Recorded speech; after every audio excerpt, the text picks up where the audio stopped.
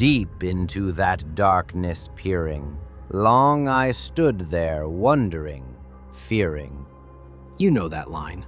Everyone knows that line. Edgar Allan Poe wrote it in 1845, and it made him the most famous writer in America. The man who invented modern horror. The guy who created the detective story. The dark genius who wrote about madness and death and ravens. But here's what they don't tell you in English class. Almost everything you think you know about Edgar Allan Poe is a lie. A deliberate, calculated lie, told by a man who hated him and got control of his story after he died. This isn't about a tortured genius destined for darkness. This is about a working writer who fought his entire life for respect and stability, and never got either one. A man who died at 40 under mysterious circumstances, and then got character assassinated by his own literary executor. This is the real story of Edgar Allan Poe. Not the myth, the man. January 19th, 1809, Boston, Massachusetts. Edgar Poe came into this world to 2 traveling actors. And if you think that sounds romantic, it wasn't. They were poor, constantly moving, barely scraping by from town to town. Before Edgar turned 3, both his parents were dead. His father abandoned the family. His mother died of tuberculosis in a Richmond boarding house. Edgar was too young to remember their faces. He was taken in, not adopted, taken in by John and Frances Allan, a wealthy Richmond merchant family. They gave him their middle name, Edgar Allan Poe. But they never made it legal, never fully let him in, and that became the defining feeling of his entire life. Close enough to see what you want, but never quite able to reach it. John Allan sent him to good schools, the University of Virginia in 1826. But Allan wouldn't give him enough money to live on, so Edgar gambled to make up the difference. Lost badly. Racked up debts he couldn't pay. Allan dragged him back to Richmond in disgrace. He tried the military, made it to sergeant major, actually did well. But when Frances Allan, the woman who'd been kind to him, died while he was away, something broke. He got an appointment to West Point in 1830, then deliberately got himself kicked out, stopped going to classes, ignored orders, like he was testing whether he could destroy his own chances before someone else did it for him. By 1831, Edgar Allan Poe was 22 years old, broke, estranged from the only family he'd ever known, and completely alone. So he did the only thing he knew how to do.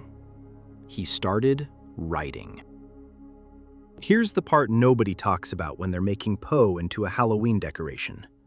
For the next 18 years, Edgar Allan Poe was a working writer in the magazine economy.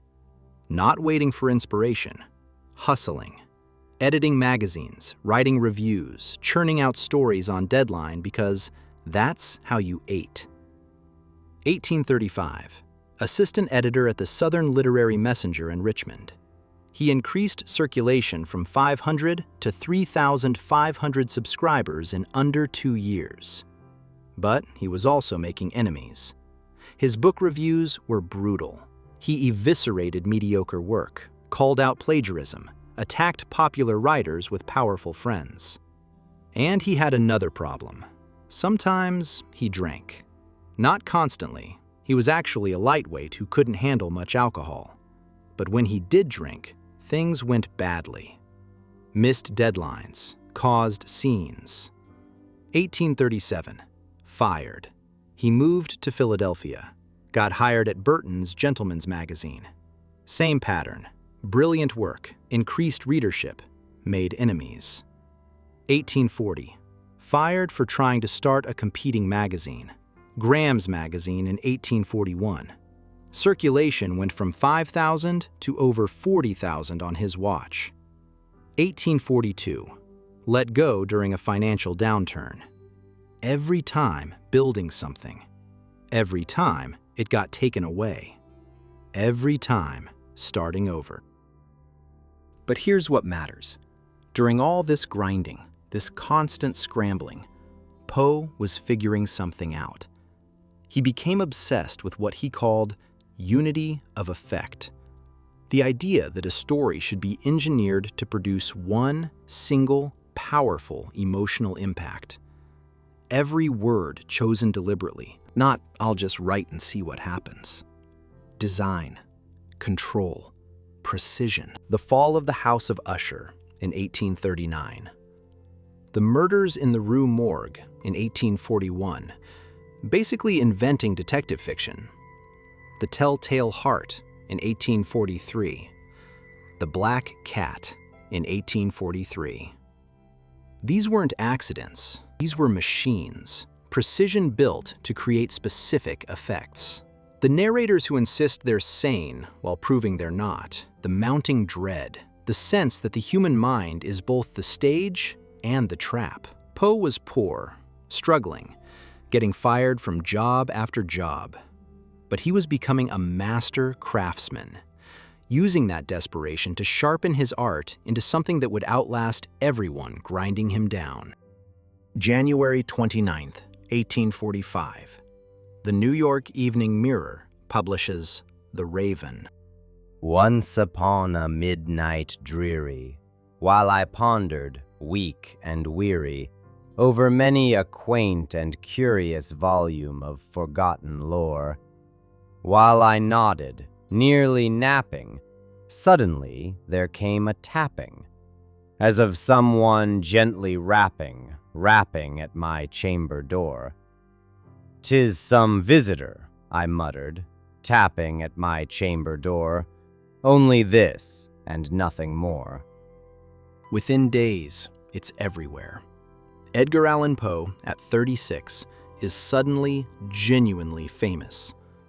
But fame in 1845 doesn't come with a paycheck. He's famous and still poor, still hustling. The poem everyone's talking about earned him maybe enough to eat for a week or two. One time. No royalties. And there's something else happening, something darker. His wife is dying. Virginia Clem, his cousin. They'd married in 1836 when she was 13 and he was 27. But by every account, they loved each other, really loved each other. In 1842, she'd started coughing up blood, tuberculosis, the same disease that killed Poe's mother. Once you had it, you were on borrowed time. So picture this. Poe becomes the most famous writer in America, and he's watching his 23-year-old wife slowly waste away from the disease that orphaned him as a child. The success he'd fought for his entire life is finally here, and it can't save the one person he loves most. January 30th, 1847. Virginia died. She was 24. Edgar was 38. Friends reported he threw himself on her coffin, sobbing, inconsolable. After she died, everything got worse.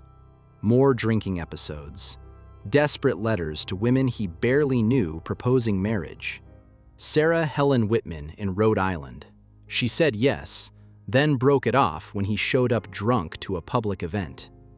Nancy Richmond in Massachusetts. She was married, said no. Back to Richmond, to Elmira Shelton, his childhood sweetheart. She was a widow now. They got engaged in September 1849. Finally, maybe a path to stability. But the work he produced in these final years carries the weight of everything he'd lost. Annabel Lee, written in 1849. And so, all the night tide, I lie down by the side of my darling, my life and my bride. That's about Virginia. Obviously, painfully about Virginia. Virginia's death didn't cause his collapse. It removed the last thing holding him together.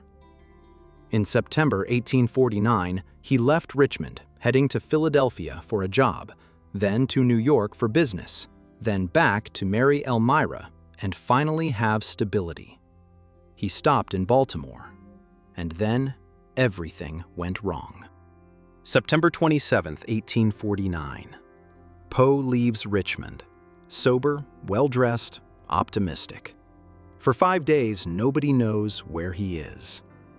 October 3, 1849. Joseph Walker finds a man collapsed outside Ryan's 4th Ward polls, a tavern being used as a polling place on Election Day. Semi-conscious, filthy, wearing clothes way too big for him that definitely aren't his own. It's Edgar Allan Poe.